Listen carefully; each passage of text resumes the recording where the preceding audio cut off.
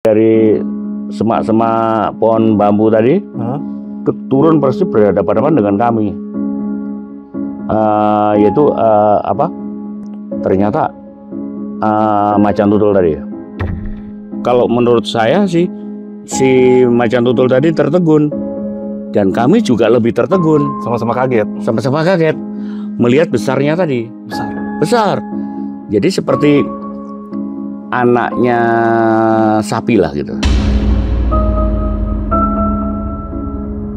Kami tetap pantau kepergian mereka, kami pantau. Nah, akhirnya seperti kebiasaannya dan kami amati dari buku apapun dari teman-teman bahwa mereka tidak mungkin langsung menghilang gitu. Masih mengamati kita. Mobilnya baru Pak Kerto itu pakai pickup itu pelan-pelan ya. Terdengar gerak itu, dia takut meloncat ke bawah persis di depan mobil. Waktu itu adalah masih perkiraan saya masih ABG, masih sekitar sekamping gitu. Masih remaja lah. Ya. Itu tutul. Dan itu pun malam Jumat Manis. Pernah ada yang ketangkep? Pernah. Oke. Pernah. Tapi mereka berani memang. Karena ya dalam tanda kutip ya, kalau boleh saya cerita ya, mungkin ini dulu ya, rata-rata ya mereka kadang-kadang ya aparat juga gitu.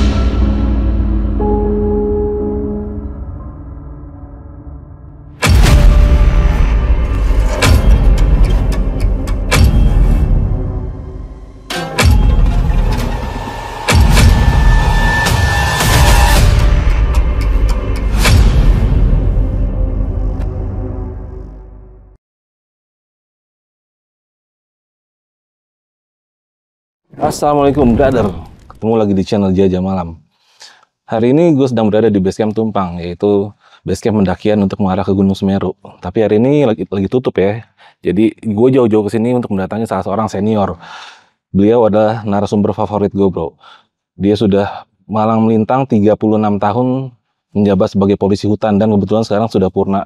Banyak sekali kisah-kisahnya yang mungkin menarik ya untuk kita angkat.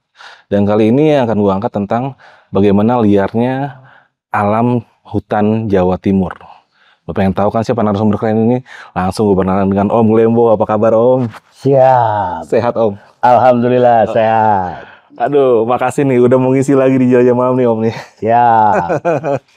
Om Lembo, gimana kabar ya? Sehat? Sehat. Alhamdulillah sehat. Baik.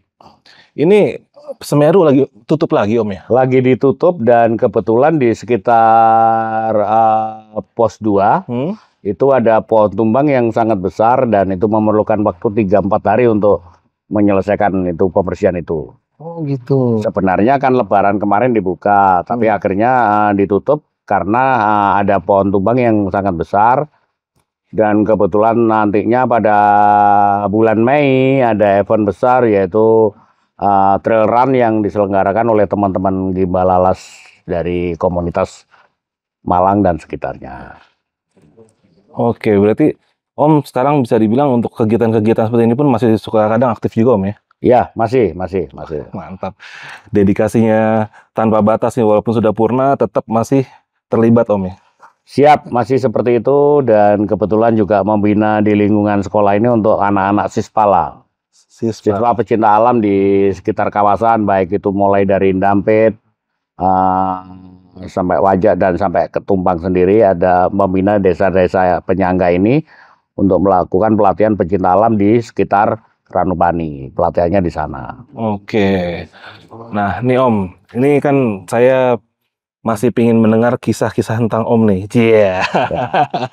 Nih, kan kalau saya kemarin sempat ke daerah Jawa Timur Om sampai ke Alas Purwo Om ya. Dan di sana itu bisa dibilang ya masih hutan cagar alam ya, bener-bener masih asri dan masih banyak sekali hewan-hewan yang bener-bener ibaratnya predator lah. Dan masih berkeliaran di sana. Yang pengen saya tanyakan adalah di wilayah Om sini seputaran Bromo Tengger Semeru bahkan sampai seputaran Pasuruan ya. Ini Om, apa aja sih yang pernah Om temuin di wilayah sini Om selagi Om dulu sempat menjabat di wilayah sini Om? Tim Jelajah Malam sedang melakukan perjalanan ke Jawa Timur untuk menemui Om Glembo, seorang pecinta alam senior yang telah mendedikasikan dirinya selama 36 tahun sebagai polisi hutan di Taman Nasional Bromo Tengger Semeru. Dalam pengabdiannya, beliau menghadapi berbagai ancaman nyata, mulai dari hewan buas seperti macan tutul dan macan kumbang, hingga pemburu liar bersenjata yang tak segan menembak demi meloloskan diri. Kisahnya penuh keberanian dan pengabdian yang luar biasa terhadap kelestarian hutan. Mari kita ikuti perjalanan hidup Pak Glembo sebagai polisi hutan.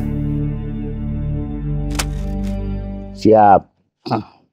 Terima kasih, Mas Sapri. Juga sebelumnya kami sampaikan Ung Ulun Basuki Langgeng. Lah, jawabnya seperti ini adalah Langgeng Basuki. Langgeng Basuki. Siap. Ini adalah bahasa sapa tegur sapanya dan semua aktivitasnya masyarakat Tengger. Oh, suku Tengger. Suku Tengger. Kalau saya ketemu orang Tengger, saya jadi nggak terlalu kaku nih. Bisa. Siap. Jadi gitu aja. Jadi menyampaikan Ung Ulun Basuki Langgeng. Pasti semuanya pasti menerima dengan hati yang tulus dan seperti itu.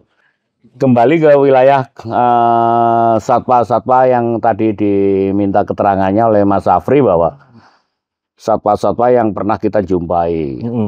Salah satunya pernah kami ceritakan dulu ada ajak atau anjing hutan ya, yang spesial di sana ada pernah. Nah, demikian juga yang sampai sekarang ini ada adalah harimau Panthera tigris atau Panthera pardus atau macan tutul dan macan kumbang yang masih sering kita jumpai.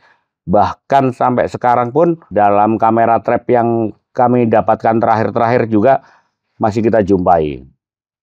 Terutama di lingkup-lingkup, jadi radius mereka ini dari home ringnya kurang lebih mereka dari rumahnya ini 25 km untuk mencari daya jelajahnya per hari. Oke. Nah, itu jadi itu bisa kita buktikan dengan data-data yang ada. Nah, suatu saat waktu kami mengadakan pelatihan di Ranupani, kami setiap tahun mengadakan pelatihan ke pecinta alaman, yaitu mengajar sispala, anak-anak didik tadi di Ranupani. Pesertanya berapa orang Om? Sorry.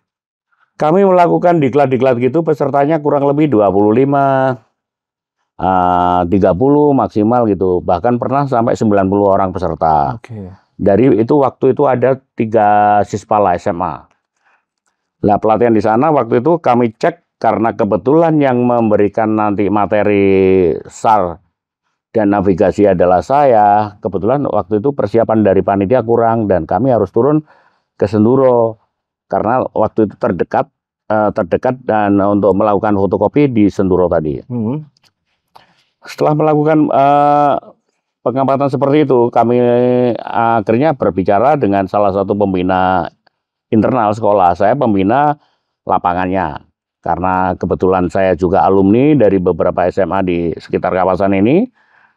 Saya harus turun dengan pembinanya tadi, pembina internal, turun ke Senduro. Sampai di pos tadi masih di pos Senduro itu masih terlalu siang. Setelah melakukan fotokopi peta dan sebagainya selesai, waktu itu setelah azan maghrib, kami berbicara, kita tunggu dulu sampai habis sisa lah gitu. Sampai habis sisa, oke sepakat dengan teman tadi. Setelah sepakat tadi, habis sisa, sepakat tadi, kita santai-santai dulu di Senduro, mumpung ke kota lah ini maksudnya gitu. Setelah dari kota itu sekitar jam 8 kita mulai lah. Kita mulai oke kita mulai persiapan pergerakan kembali ke atas karena malamnya jam 10-an kita harus mengisi materi SAR tadi yang akan dilaksanakan besoknya. Akhirnya berangkat dari Senduro tadi, sudah dapat fotokopi dan sebagainya, udah istirahat.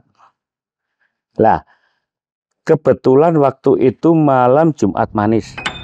Jumat manis itu apa tuh Om? Jumat Legi.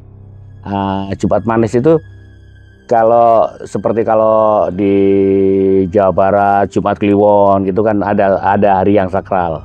Betul. Nah, di sini Jumat Manis di Jawa Timur Jumat Manis, Jumat Legi tadi yang disakralkan kan itu. Nah, setelah itu oke, kita tunggu aja, udah jam 8 lah, sudah aman semuanya dari apapun, misalkan secara metafisika pun gangguan sudah aman. Kita pikir seperti itu. Bahkan sampai metafisika pun dihitung tuh ya? Iya. Untuk gangguan-gangguan? Iya. Tuh.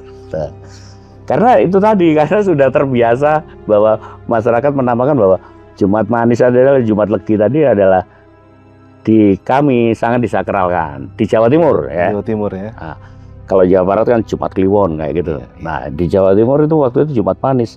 Harus disakralkan lah. Kita mengikuti itu, walaupun kita sudah selesai semua, oke berangkat kita jam 8 ya sudah. Kami berbicara berdua tadi dengan teman tadi yang namanya sudah almarhum, namanya Pak Toha tadi, guru internal dari SMA Negeri Tumpak tadi. Jadi kita sampaikan bahwa kita naiknya agak jam gelap aja, agak malam lah, jam 8. Oke, kita sepakati, akhirnya jam 8 malam kita berangkat dengan mengendarai waktu itu Honda Bebek. Padahal yang dibonceng ya gede-gede gini, yang namanya almarhum atau gede juga dari saya gitu. Gede-gede gini, kayaknya bobotnya sama-sama 80 km lah, 80 kg lah. Dia dengan saya berarti 1 ton lebih toh. Itu naik motor roda 2 yang bebek tadi, apa ya waktu itu bebek apa gitu, pokoknya udah nyantai seperti biasa, kami santai.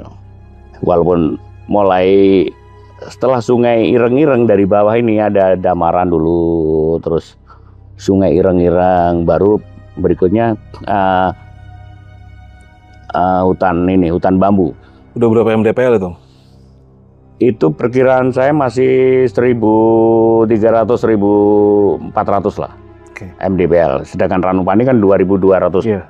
Itu. Jadi perjalanan normal santai biasa gitu, walaupun jalannya juga nggak begitu sebaik seperti sekarang gitu. Kami lakukan aja perjalanan itu dengan santai, dengan menikmati lah. Tahu-tahu tanpa disangka-sangka dan tanpa dinyana-nyana, persis. Jadi dia turun dari semak-semak pohon bambu tadi, turun persis berhadapan-hadapan dengan kami. Yaitu ternyata macan tutul tadi. Kalau menurut saya sih, si macan tutul tadi tertegun, dan kami juga lebih tertegun. Sama-sama kaget. Sama-sama kaget melihat besarnya tadi. Besar. Jadi seperti anaknya sapi lah gitu. Besar pokoknya. Makanya kami tertegun. Jadi lebih dari 3 detik saling memandang ini. Nah, si teman saya yang namanya almarhum Pak Toha tadi, friend, ini bukan di Taman Safari, friend. Kalau dia mungkin menjawil kita atau memegang kita aja, udah lumpuh kita gitu. Teman saya gitu kan, karena waktu itu juga biasanya kami dalam perjalanan malam itu kami selalu petugas juga selalu membawa senjata karena kami polhut. Lah waktu itu tidak bawa senjata apapun gitu. Kebetulan nggak bawa. Kebetulan tidak bawa senjata apapun. Nah, setelah itu sama tertegun. Tapi motor tidak kami matikan. Motor sama-sama hidup, jadi dia terkena lampu dari motor tadi. Lah mata dia juga memandang kami, jadi agak lama, 3 detik atau berapa lama gitu. Setelah itu saya kontak, aduh Ren, ya apa Ren. Tapi sepeda motor kami hidupkan terus. Nah setelah 3 detik lebih mereka menghilang di bambuan tadi, nyebrang jalan nih, karena tadi berhadapan seperti ini, akhirnya dia nyebrangin gini. Kami tetap pantau kepergian mereka, kami pantau. Nah akhirnya seperti kebiasaannya dan kami amati dari buku apapun dari teman-teman bahwa mereka tidak mungkin langsung menghilang gitu. Masih mengamati. Mengamati kita. Nah, ini Mas, sepeda motor tadi istilahnya walaupun jalan masih rusak ya waktu itu, akhirnya kami full gas gitu. Full gas, wes nggak tahu itu banyak kempos atau apa, pokoknya saya tancap gas. Begitu sampai Ranupani, terus saya ceritakan ke murid-murid saya waktu itu. Sambil saya merasakan ternyata istilah Jawanya bahwa saya kaget sangketnya itu mengalami benar, atau bahasa Indonesianya stres. Shock. Shock. Itu. Saya mengalami sakit perut dan sampai mohon maaf ini sampai berak-berak. Jadi mulus sama berak-berak lagi. Saking shocknya. Nah, setelah itu saya cerita ngisi materi udah nggak kok fokus, udah ngisi materi waktu itu materi SAR ke anak didik saya udah nggak fokus udah. Akhirnya setelah saya ingat Jumat Manis, saya sebelumnya Jumat Manis juga ketemu yang hitam di sekitar jalur itu. Setelah kejadian saya masih terbawa terus, itu gimana merasakan hal itu kayak itu gimana? Setelah merasakan hal itu 20 hari setelah itu, namanya Pak Kerto, orangnya masih hidup, warga Ranupani, ditemui yang hitam. Kumbang. Oke. Pagi-pagi sama anaknya di daerah saya persis itu, di daerah bambu-bambuan itu namanya Blok Ireng-Ireng itu, Kali Cili Ireng-Ireng itu, dijumpai kalau saya kan jam 8 malam, kalau Pak Kerto tadi yang warga Ranupani ditemui pagi hari. Dia berjemur, yang hitam berjemur, terus begitu terdengar, walaupun mesinnya mobilnya baru Pak Kerto itu pakai pickup itu pelan-pelan, terdengar gerada itu, dia takut meloncat ke bawah persis di depan mobilnya. Ya langsung dilepaskan gini setir dan mobilnya, akhirnya ke gampeng di jalur Ireng-Ireng itu. Akhirnya jadi cerita sampai sekarang pun, gara-gara campuh gogor malah memperbaiki mobil habis 2,5 juta. Mobil nyungsep gitu? Nyungsep karena dia lepas gini takut, padahal lewat di depan aja sama anaknya aja, dilepas tangan sama setir gitu. Masih ada, boleh ditanyakan ke namanya Pak Kerto, dia masih sehat sekarang gitu. Di jalur Ireng-Ireng itu persis di jalur saya itu. Ketemu lagi dengan macan itu, tapi di bawah dari pos Ranupani kira-kira 3-4 kilo lah. Sekitar Batu Tulis itu, istilahnya blok Batu Tulis. Ketemu lagi waktu itu adalah masih perkiraan saya masih ABG, masih sekitar sekamping gitu. Masih remaja lah. Masih remaja lah. Ya. Itu tutul. Dan itu pun malam Jumat Manis. Nah, gitu.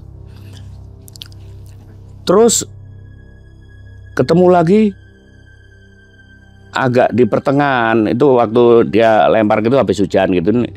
Mereka di aspal tadi kan ada uapnya gitu ya. Kalau kehujanan karena habis kepanasan, mereka ini apa? Bergulat gitu, kayaknya menggosok-gosoknya tuh dia. Betul. Itu juga saya tarik kembali, kesimpulan adalah Jumat Manis. Jadi kenapa akhirnya saya punya sugesti tersendiri, setiap Jumat Manis nggak mau turun udah. Sepenting apapun saya nggak mau turun udah setiap Jumat Manis, karena udah 3 kali Jumat Manis.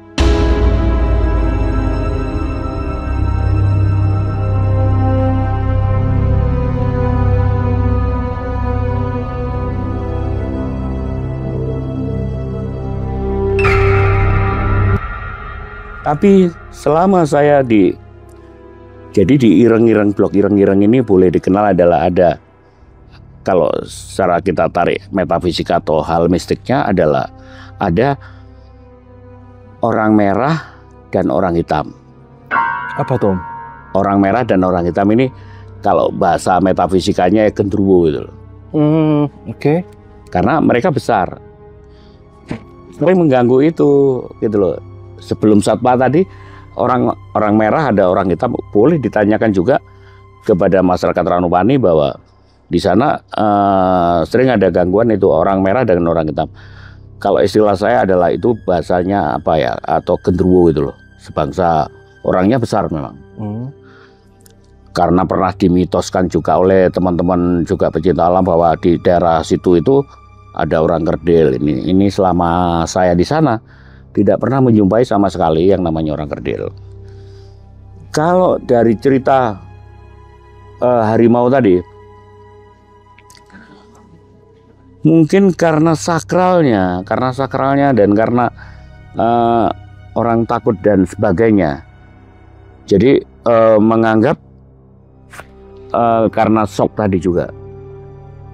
Kalau beberapa orang kampung menyatakan bahwa pernah dijumpai harimau Jawa, gitu di daerah sekitar itu juga. Secara metafisika memang oke, saya mengakui oke, gitu.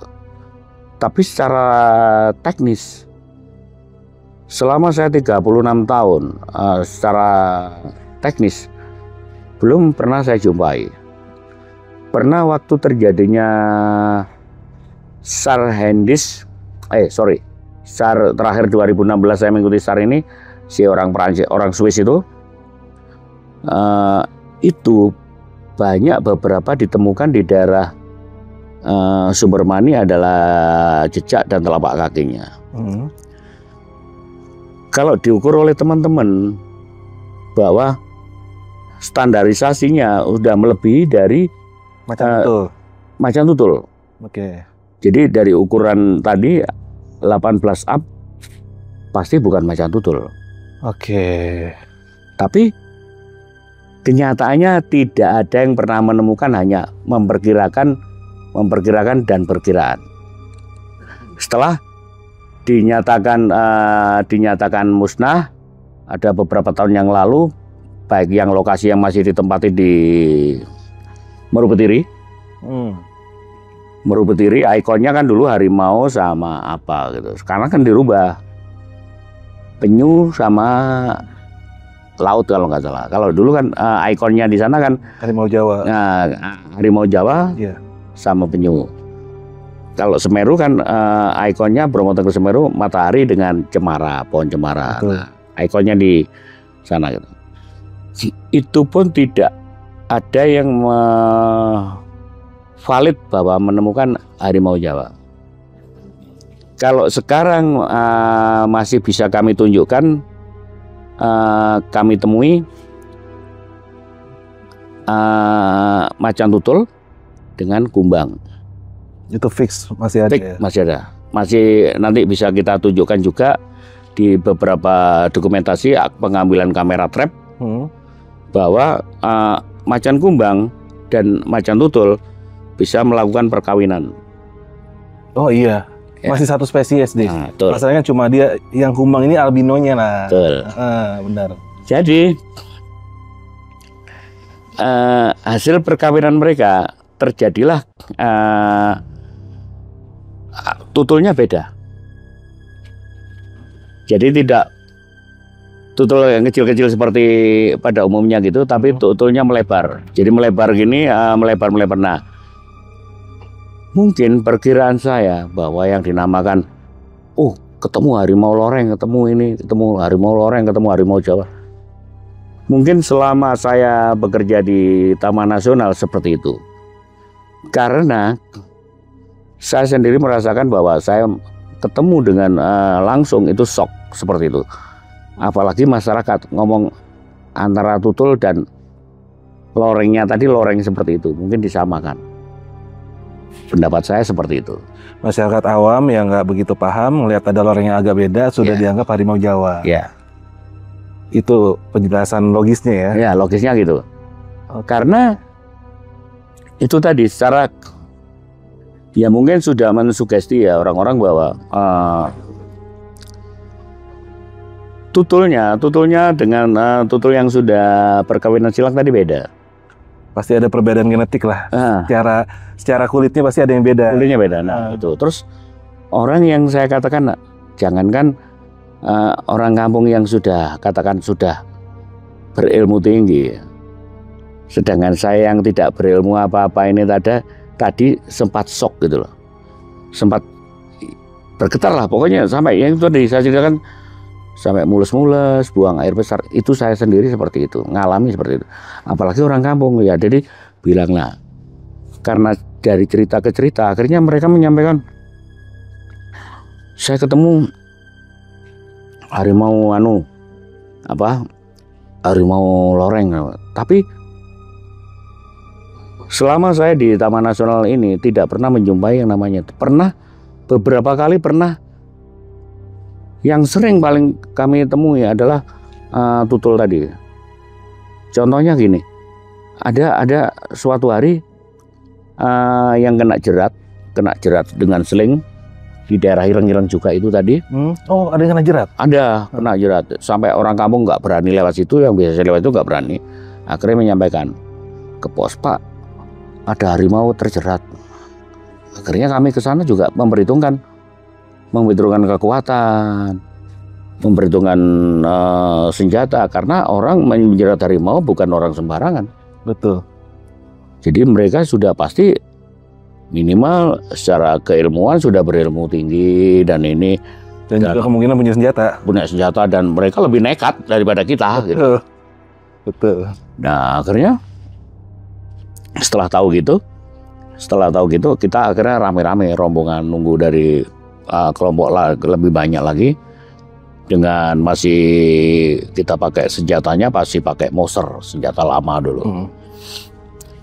Datang ke lokasi. Jadi bekas kayunya untuk jerat tadi itu kebawa sama selingnya, kebawa macannya, harimaunya. Terus akhirnya kita potongi bekas cakaran, bekas gigitan, terus bekas kulit-kulit yang lengket tadi kita potong, kita ambil, kita periksa ke lab, ya harimau tutul tadi. Oh, tutul. Ya. Dan di situ pas Bapak datang sudah nggak ada? Sudah nggak ada. Sudah diambil orang atau lepas? Lepas. Selingnya putus? Putus. Maksudnya selingnya ke bawah. Oh, ke bawah. Ke bawah sampai tinggal bekas-bekas gigitan sama cakarannya aja. Itu pun validnya adalah macan tutul. Ya. Akhirnya kita periksa seperti itu, macan tutul. Di jalur pendakian pun masih banyak. Ini saya tadi cerita antara jalur umum ya. Jalur umum antara Ranupani dan Senduro. Jalur pendakian antara Ranupani, Kalimati tidak malam-malan. Saya menjumpai siang hari. Mereka berlari di atasnya Jambangan sana. Berlari ya, mereka kan soliter. Itu tidak berkelompok ya. Itu yang kumbang, kelihatan lari gitu. Ya, saya masih walaupun jauh ya masih adem panas. Adem panas. Ya kalau gurunya sih teman-teman gitu. Waduh, kalau ketemu harimau gampang. Caranya gimana caranya? Kalau bawa asam atau lidi, sapu lidi, kalau pas mau menggigit tuh diusap aja giginya sama asam gitu. Kan ngilu katanya, nggak berani menggigit. Waduh, gurunya macam-macam. Terus ada lagi pakai lidi. Oh, dipukul-pukul sama lidi. Kan nanti badannya keluar, tinggal kulitnya, kita dapat kulitnya. Waduh, ini serius sih, friend. Nah, saya gitu. Jadi masih banyak, Mas, terutama di daerah Kepolo. Kan menurut ceritanya bahwa Kepolo ini kan kepalanya, di samping kepalanya gunung kan kepalanya yaitu binatang buas, yaitu kayak harimau. Namanya Gunung Kepolo, yang setelahnya Kalimati menuju Meru. Jadi dari sana saya masih beberapa kali menjumpai, baik maupun operasi SAR, patroli maupun jalan-jalan ngantar, masih sering kita jumpai di Kepolo itu. Nah, tapi jaraknya jauh. Kalau yang di Ireng-Ireng tadi benar-benar dekat, jarak 2 meter perkiraan saya. Itu yang membuat saya shock, itu seperti itu.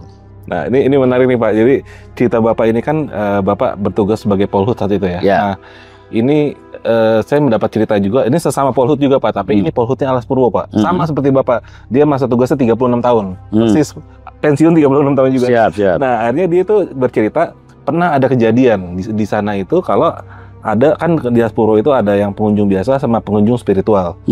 Pengunjung spiritual ini Ya tahu. ditemukan dimangsa oleh si Tutul. Nah, kemungkinan kalau menurut dia adalah Tutul yang memangsa ini antara dua. Dia sudah terlalu tua atau dia sakit sehingga sudah kelaparan, nggak mampu untuk berburu. Apakah di sini pada Pak kejadian yang ibaratnya si Tutul ini sampai menyerang pendaki atau gimana gitu kalau di sini Pak? Selama ini, selama saya di Taman Nasional Bromo Tengger Semeru, belum ada kalau macan tutul sampai menyerang manusia. Justru macan tutul diserang oleh manusia. Betul. Contohnya pernah sampai ke ladang karena ladangnya masyarakat Ranupani karena mereka makan ternak mereka. Nah ini akhirnya diburu. Di daerah Sentong sana Ranupani itu yang arah naik, ini di daerah Sentong pernah diburu sampai ke pohon-pohon lah, ditumbak itu sampai meninggal, pernah kejadian dan banyak yang cerita seperti itu. Nah, kalau binatang buas yang pernah orang Ranupani semacam penjaganya pondok pendaki atas itu Pak Supari itu pernah diterjang oleh babi hutan. Oke. Tapi kalau selama saya di sana belum pernah mendengar masyarakat sampai dimakan macan tutul atau sebagainya. Diserang. Tapi, ya. Diserang itu belum pernah terjadi. Itu. Ya mungkin betul juga kalau yang itu kan kasus yang jarang ya, mungkin karena dia sudah tua sekali atau sakit ya sehingga dia tidak mampu berburu akhirnya. Betul. Seperti itu. Pernah kalau tadi berbicara masalah yang tua gitu, pernah di lereng sebelah sininya dari Semeru di daerah Ponyosumo ya, udah perbatasan antara lahan masyarakat dan lahan perhutani serta taman nasional. Itu sudah tua sekali. Akhirnya mereka karena beberapa kali makan kambingnya masyarakat itu, akhirnya dijebak kena, akhirnya terus kita dilaporkan ke pos kami di wilayah seksi 2 sini, Tulusayu sini, dilaporkan. Setelah itu kita koordinasi dengan Taman Safari untuk melakukan pembiusan karena walaupun sudah kena oleh masyarakat tapi kan harus ditangani secara utuh karena itu untuk dikembalikan lagi, diobservasi dulu di Taman Safari, baru nanti setelah diobservasi sana entah nanti dilepas liarkan atau nantinya bagaimana kan tergantung dari mereka. Dan kondisinya benar itu sudah tua ya? Sudah. Nah, artinya kan ini dia memang sudah tidak mampu berburu lagi. Betul, itu betul. Karena saya menganggapnya waktu itu sudah tua, karena kenapa? Mereka sudah tidak bisa secara alami melakukan perburuan predator yang ada di sana. Padahal di sana masih banyak predator lainnya seperti babi hutan, kijang dan sebagainya. Dan kami lihat waktu yang kena jerat oleh masyarakat tadi, di kakinya itu sebelah kiri itu ada bekas jeratan. Kan tidak menutup kemungkinan sudah pernah kena jerat yang lain-lain, berarti kan sudah tua gitu. Itu dari pengamatan secara kasat mata seperti itu. Belum tahu kejadiannya setelah dilakukan analisa oleh pihak Taman Sari belum tahu, tapi disampaikan bahwa memang sudah tua gitu. Oke, berarti kemungkinan besar di Taman Safari pun menganalisa ini apakah mungkin kita kembalikan lagi ke alam. Kalau ke alam dengan kondisi sudah tua, mungkin dia akan balik ke desa lagi. Betul. Kan gitu. Betul. Atau mungkin dia akan dipiara di sana sampai. Betul. Jadi pertimbangan-pertimbangan itu yang kita belum tahu ya Pak ya. Betul. Nah, ini Pak di sini ada lagi nih, karena saya kan sering kelayapan nih Pak nih. Ya buah ya, percaya saya. Jagonya kelayapan saya. Mulai dari ujung Kulon sampai ujung Alas Purwo bro. Pengen tuh konten. Nah di sini ada hal menarik Pak. Kalau di Alas Purwo itu kan dan ujung Kulon ini konturnya berbeda dengan di sini Pak ya. Mereka cenderung murni hutan yang datar dan sampingnya ada pantai ya kan. Begitu juga ujung Kulon. Itu mirip sama Alas Purwo. Nah kalau di sini kan bisa dibilang konturnya semi perbukitan pegunungan. Iya. Dan di sana itu kalau saya dari para polhutnya juga yang saya sering ngobrol, predator puncak ada 2, yaitu macan tutul dan ular. Ular besar. Karena saya melihat ular besar itu kan perlu matahari yang full. Dan dia cenderung tempatnya panas dan ada sungai. Itu pasti ada ular besar. Nah, kalau di sini sendiri Pak gimana, Pak? Pernah nggak misalnya ular-ular besar itu muncul atau gimana? Karena kan konturnya berbeda nih, Pak nih. Agak dingin gitu. Siap. Oke, terima kasih Mas Apri. Pertanyaannya juga menarik, saya menjadikan saya lebih mengingat-ingat lagi. Gue demen nih. Saya mengingat ya, ini suatu pengalaman juga waktu saya naik Gunung Tambora. Saya bertiga, saya dengan Kodama Shigeru tadi yang bikin buku dengan saya tadi, yang satu orang lagi namanya si lokal guide sana dari Desa Pancasila. Kenapa berhenti? Saya di belakang sendiri gitu. Kenapa berhenti? Ada ular saja takut. Mana ularnya? Itu Pak, saya diberitahu. Cuma ekornya sekaki saya gini. Waduh, ular di sini besar-besar ya. Saya jadi takut juga. Nah, terus dia bilang lora gitu. Nah, apa tuh artinya? Pergi gitu, bahasa sananya gitu. Nah, saya memanfaatkan pengalaman saya aja waktu itu. Saya menggunakan asap rokok aja. Asap rokok saya kan asap rokok apa ya? Rokok putih lah gitu. Yang lebih menyengat tembakonya gitu. Saya rokok aja. Baru mereka bergerak. Karena saya harus melalui pohon ini. Dia di bawah pohon ini. Saya harus melalui pohon ini. Itu. Kalau tadi yang saya tanyakan bahwa di Taman Nasional Bromo Tengger Semeru, saya tidak pernah menjumpai ular besar di ketinggian katakan 1.500 up, tidak ada. Itu tidak pernah ketemu ular besar apapun. Yang pernah ketemu di bawahnya. Seperti contohnya saya di daerah Ireng-Ireng lagi tadi pernah ketemu dengan kobra, tapi kobra besar, istilahnya kobra besar. Karena juga pernah dilepas liarkan jenis piton dan sanca di daerah bawah, ketinggian 1.500 ke bawah.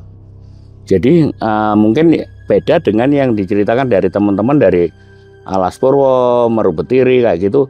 Itu saya masih yakin dan masih oke. Saya mengamini juga. Karena saya juga pernah menjumpai waktu itu pagi-pagi saya waktu trans dari Sukamade ke Bande Alit. Saya menyaksikan pagi-pagi sekali gitu, waktu itu ada kerbau liar atau banteng tadi yang lagi ngasin minum air laut, dan nggak tahu jalur yang saya lewati masih ada ular yang besar juga. Waduh, masih ada ular besar ternyata. Nah, seperti itu. Jadi yang diceritakan tadi teman-teman di sana saya percaya, karena kalau daerah pegunungan, saya lama ini saya menaik gunung dimanapun tidak pernah menjumpai ular besar itu. Paling besar selengan saya lah gitu. Jadi nggak pernah sampai yang ekornya saja sekaki, itu nggak pernah. Khususnya daerah pegunungan, gunung manapun ya. Iya, setuju gitu. Pak. Karena ular besar itu pada prinsipnya dia butuh matahari yang full. Betul. Dan gunung itu dia nggak akan bisa tumbuh besar. Pasti dia akan menyingkir ke tempat yang lebih rendah lagi. Iya. Nah ini Pak, ini hal yang menarik lagi nih Pak. Ini bagaimana pandangan Bapak lagi nih? Saya di saat di Alas Purwo itu di kantin ketemu beberapa polhut lah sama saya ngobrol. Mas, kita nyaksiin sendiri Mas, itu banteng lagi sedang diribet dan lagi dimakan oleh ular. Itu banteng Pak. Iya, banteng itu kan lebih besar dari kerbau Pak. Betul. Itu lagi dimangsa Pak. Kita ngelihat rame-rame katanya. Itu artinya Pak, bener-bener apa ya? Di hutan-hutan kita ini masih sekarang yang namanya ular kan kita terbesar pasti sanca kembang ya. Iya. Indonesia tuh terpanjang di dunia itu sanca kembang, terbesar anaconda kan ya. Itu kan yang tercatat di Guinness Book of the Record aja, sanca kembang itu sekitar 9,5 meter. Iya. Tapi saya nanti gue bisa kasih lihat videonya nih, ntar lu lihat. Itu Pak ada diangkat eskavator itu 15 meter ada Pak. Itu saya ada videonya Pak. Artinya ini yang lebih besar lagi dari ini saya yakin masih ada, dan menurut saya itu make sense yang dia ngomongin mereka itu ular makan banteng itu bukan hal yang Kalau menurut saya, kalau menurut Bapak gimana? Sebagai polisi hutan juga, sebagaimana mereka, karena mereka juga sama kayak Bapak 36 tahun juga. Ya. Gimana tuh Pak tuh? Saya percaya. Saya Pak. Percaya karena jadi taman nasional kayak Ujung Kulon, kayak Merputiri, Alas Purwo, Baluran, daerah dataran rendah Betul. dekat dengan pantai itu masih memungkinkan. Di samping sanca dan piton adalah ular-ular lain yang lebih ganas, yang lebih dari kobra. Tapi kalau di gunung, sepengalaman saya dan sepengetahuan saya tidak pernah menemukan ular baik piton, sanca maupun ular besar lainnya di daerah apalagi 1.500 up tidak pernah ketemu. Iya. Itu. Paling kalau di ketinggian ada tuh viper pohon yang agak kecil lah yang kadang ada. Kalau ular kayak yang besar-besar kayaknya agak sulit kemungkinannya Pak. Iya. Betul. Nah ini episode ini bukan horor-horor bro ya. Ini kita ngebahas masalah alam nih. Siap. Ini saya mau nanya lagi Pak. Itu perbandingan lagi nih. Saya kemarin kan ke beberapa hutan dan di sana mereka sempat para polhutnya itu bertemu dengan pemburu liar yang ya maaf seperti Bapak bilang kan senjatanya paling kalau kita apa sih monster lah, single shot ya kan. Itu ketemunya mereka yang sudah lebih canggih Pak. Dan itu polhut itu bahkan kaki diberondong, gitu. Kamu mati kamu, digituin. Yeah. Sampai segitunya. Itu artinya seperti Bapak bilang pemburu itu lebih nekat dan karena mereka sudah menjadikan ini mata pencarian dan mereka sudah siap dengan resikonya. Betul. Bapak pernah nggak Pak bertemu dengan pemburu hutan, pemburu liar lah di sini di wilayah teritorial Bapak? Betul. Itu gimana Pak? Ya, terima kasih. Jadi kebanyakan kalau di daerah kami, terutama karena kami lama di daerah timur dan selatan itu otomatis di bawah kaki Semeru, itu masih sering kita jumpai bahwa pemburu yang profesional maupun pemburu yang tradisional. Ya, pemburu yang tradisional ini yang masih menggunakan anjing dan tombak atau menggunakan jerat. Nah, kalau yang profesional itu paling dilakukan oleh beberapa yang mengatasnamakan perbakin atau anggota lain itu masih ada gitu. Tapi juga pernah kami memegang ternyata senjatanya tadi tidak bertuan juga. Nah ini kan repot juga. Jadi sempat mungkin yang disampaikan tadi bahwa sampai nembakin ya mereka memang berani memang. Karena kebetulan yang menguatkan kami bisa memegang itu karena ada BB-nya itu waktu itu Kijang. Karena di daerah yang saya ceritakan tadi daerah Ireng-Ireng masih banyak kijang yang berkeliaran di sana. Itu sampai timur dan selatan itu masih banyak kijang-kijang atau predatornya dari harimau tadi masih banyak yang sering kita ketemukan itu. Tapi ya kalau mereka secara manual sih nggak pernah terdengar tahu-tahu masa ini waduh dapat kambing dapat apa gitu sering gitu. Tapi kalau yang ini ya kebetulan terakhir tahun-tahun terakhir sih berkurang. Kalau dulu waktu jalan masih susah antara Ranupani sampai Lumajang ini. Mereka masuk sampai Ireng-Ireng juga. Pernah ada yang ketangkap? Pernah. Oke. Pernah ya. Terutama ya mereka kita tangkap ya kita proses dari senpinya aja, senjatanya aja ilegal. Ya udah ya tetap kita proses sesuai prosedur dan SOP yang berlaku gitu. Tapi belum pernah sampai yang kejadian yang sama ceritakan seperti di timur sampai. Tapi mereka berani memang. Karena ya dalam tanda kutip ya kalau boleh saya cerita ya, mungkin ini dulu ya. Rata-rata ya mereka kadang-kadang ya aparat juga. Itu yang saya mau ngomong. Betul. Iya. Kadang-kadang aparat juga. Aparat juga. Katakan dari anggota ini kayak gitu. Iya. Ya, mereka berani aja. Waduh, ya pernah sampai petentang-petenteng gitu sudah bawa bahan tangkepannya gitu. Tapi kita juga kita berlaku sesuai SOP dan yang berlaku hukum yang berlaku di Taman Nasional ya oke kita lanjut aja. Oh gitu? Iya, sering mengalami hal-hal kayak gitulah sering. Oh berarti di setiap tempat itu bisa dibilang hampir sama ya kendalanya. Iya. aparat akan bertemu dengan aparat juga. Iya. Ya, artinya kan ada yang merasa lebih aparat lah kadang-kadang. Rata-rata seperti itu. Dan ini Pak, sekedar ini ya, yang namanya kalau saya kan berburu tuh kadang-kadang di Bengkulu tuh ya, kadang-kadang kita memang oleh pemilik lahannya juga diundang. Ya, Diundang, tolong nih di sawit kita lagi diserang hama masih babi. seperti itu, masih seperti itu. Dan gini Pak, kalau di Bapak sendiri ini kan jatuhnya kan Taman Nasional Pak ya. Ya, Di Taman Nasional itu artinya hewan yang tidak dilindungi pun kalau dibunuh nggak boleh kan? betul. Nah, artinya kalau seorang anggaplah perbakin yang sudah mempunyai lisensi lah untuk bawa senjata berburu di Taman Nasional, anggaplah dia berburu babi, itu ketahuan sama Bapak itu bisa berhak Bapak tangkap ya? Berat. Oke, nah ini kan pengetahuan juga nih, kadang-kadang yang beberapa teman ini ngerasa, oh gue udah punya izin kok, kita masuk nggak aja. Nggak bisa tuh Pak ya? Bisa. Jadi udah ada areal seperti perburuan sendiri sudah ada areal. Tapi rata-rata di wilayah kami ya rata-rata ilegal semua. Gitu.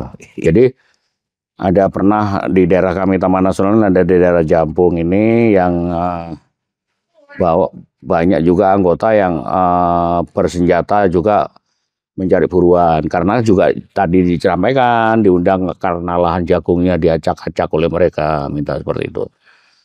Tapi bagi kami selaku petugas yang walaupun tidak di dalam kawasan tapi masih di areal kawasan Taman Nasional itu sama saja, karena walaupun babi hutan tetap dilindungi kalau di dalam kawasan kami. Seperti contohnya orang menjerat burung aja, ada burung apa itu kayak rengganis itu. Rengganis itu tidak dilindungi, tapi mereka menjeratnya di kawasan kami, ya akhirnya dilindungi. Benar. Dan sudah pernah kita menghukum mereka. Itu. Jadi burungnya kita lepas liarkan lagi, nah, mereka kita perlakukan undang-undang tadi yang berlaku di kawasan kami. Artinya nggak di masih kawasan Taman Nasional pun itu masih bisa dijerat Pak ya? Ya, bisa. Yang penting itu tadi pokoknya jenis perburuan kayak ya perladangan liar kayak gitu, atau illegal logging pun ya kita mutlak gitu. Di kawasan Taman Nasional kita mutlak gitu. Kadang-kadang kita sudah nggak ambil peduli, walaupun itu maaf aja aparat lainnya pun kita nggak peduli. Hukum adalah hukum. Hukum. Tapi ya itu tadi.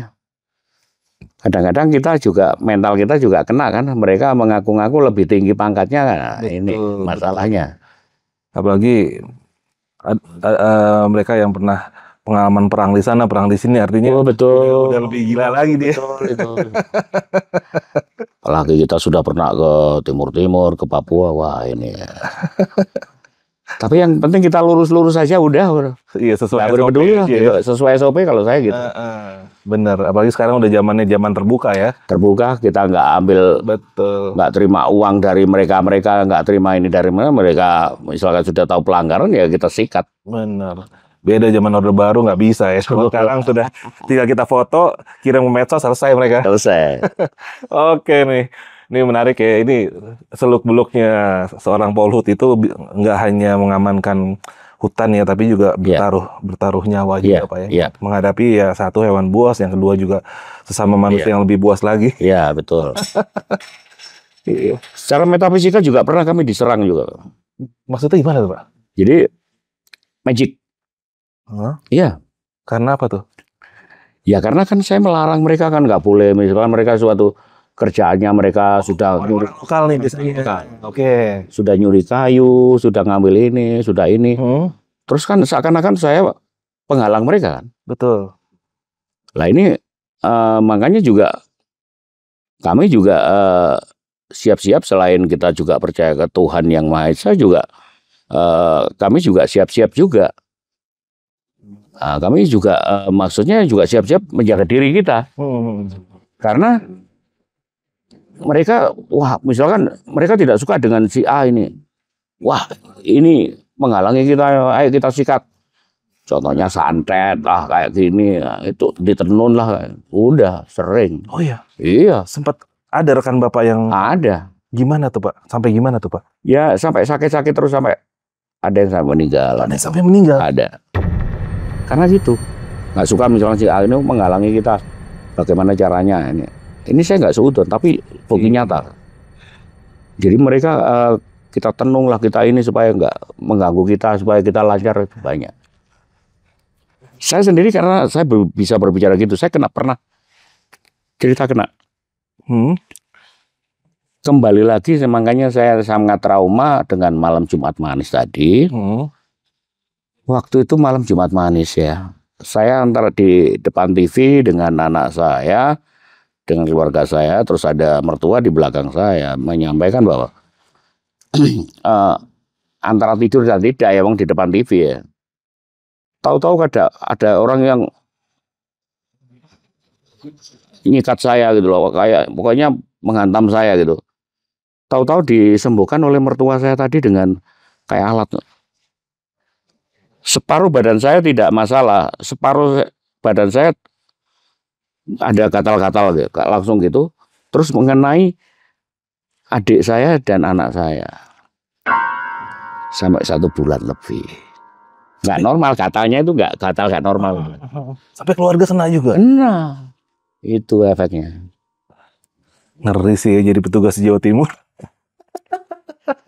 Saya pikir nggak di Jawa Timur aja, semuanya seperti itu. Karena kadang-kadang yang sudah menjadi mata pencarian mereka kan pro kontra itu lebih tinggi. Dengan masyarakat yang sudah aman dan nyaman ini, kalau ini kok dilarang. Pasti. Iya.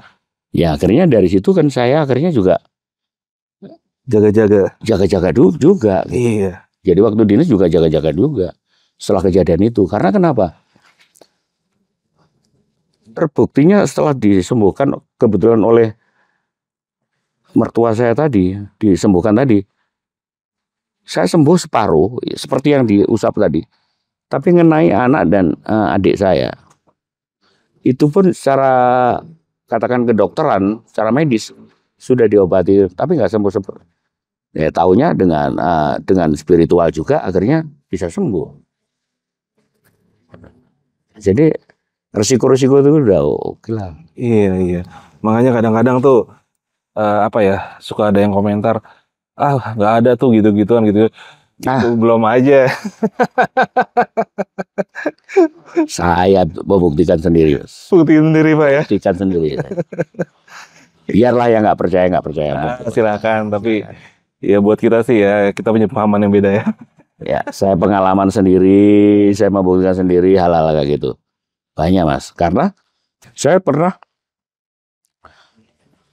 menangkap orang Mas.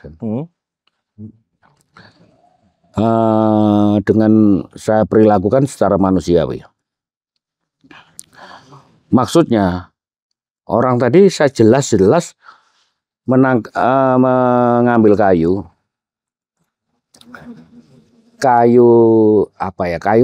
bukan kayu kualitas ya, waktu di hutan sini di lereng barat sana. Saya pegang senjata, sudah saya kokang, terus dia bawa parang itu sudah siapkan saya. Saya sama-sama kagetnya itu langsung saya kunci lagi senjata, terus sabar saya ngobrol enak-enak. Terus sebelum saya proses ke pimpinan, saya lacak rumahnya, memang benar-benar tidak dijual, memang benar-benar untuk dirinya sendiri, memang rumahnya. Daripada proses, terus saya komunikasi dengan pimpinan, saya ajak ke rumah saya tidurkan di rumah saya.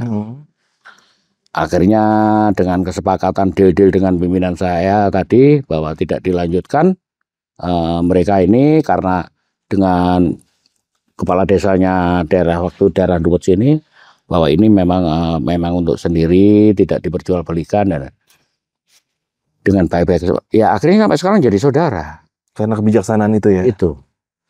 Artinya kita sebagai petugas pun masih pakai hati nurani ya. Betul. Itu tadi.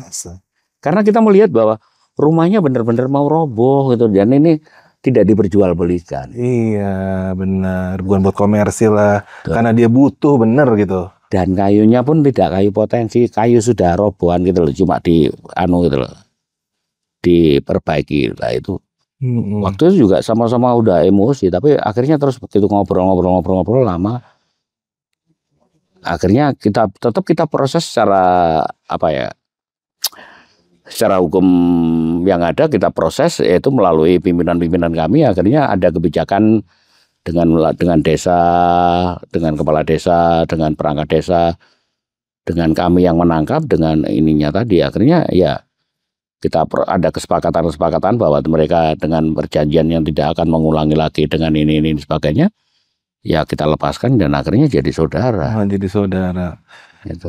Luar biasa, Pak. Itulah sisi humanis kita masih harus tetap ada, Pak.